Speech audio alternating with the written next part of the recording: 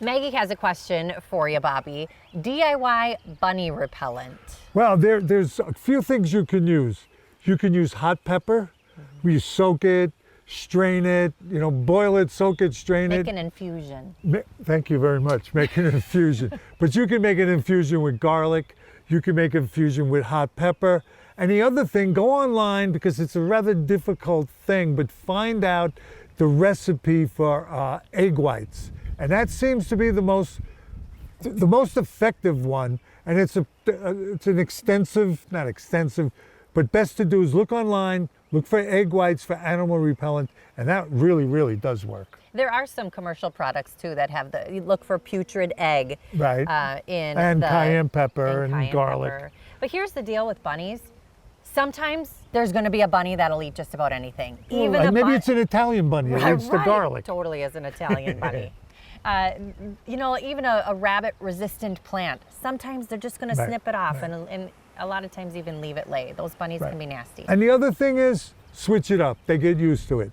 Spray this one for a couple of weeks, then spray this one for a couple of weeks. So if you do that, your protection will be pretty good. Next question. Kim wants to know, what's a quick-growing shade tree? Well, it's always been my problem because human quick-growing and shade tree quick-growing are two different things. Shockingly, an oak really goes, once it's established, an oak will go rather quickly for you. I have no problem with crab trees. If you get a crab tree that'll be taller, they grow a lot quicker. And if you want dappled, you can never beat a birch for that kind of share. But please understand that a quick growing shade tree, you got to buy a bigger tree if you want a quick growing shade tree. Next question. All right, this one's from Haley. This was near my mother-in-law's house, and I'm in love. But what is it, azalea or rhododendron? Haley, I'm in love too. Here's the deal. All azaleas are a form of rhododendron, but all rhododendrons are not azaleas. So it is both. It is an azalea, which is a rhododendron. In a family of rhododendrons. And this one in particular, they do so well in this neck of the woods. It's part of the Northern Lights series. Rosy Lights is one of the ones that is this bright, nice pink color. They like a little wet. They like morning sun. They can definitely handle some shade, but they are just absolutely beautiful. When they bloom. After they bloom, they just look like a green shrub. Now, you're right. They have a season. They have a season. And now there is a rhododendron that you can get that is hardy in Minnesota. So if you want a rhododendron, which is an evergreen and a different type of flower, mostly purples and reds, you can also do that. The next question's about peonies, so we're going to give this one to Laura.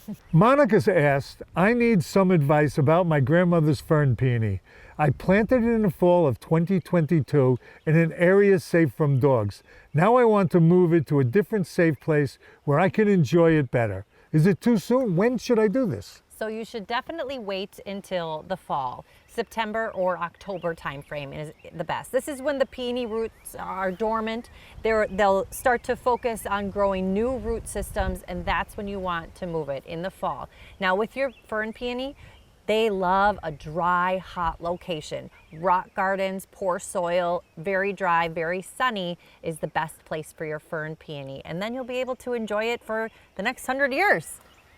True, yeah, you know this stuff, don't you? I do know a little bit about it, but fern peonies, they're so special.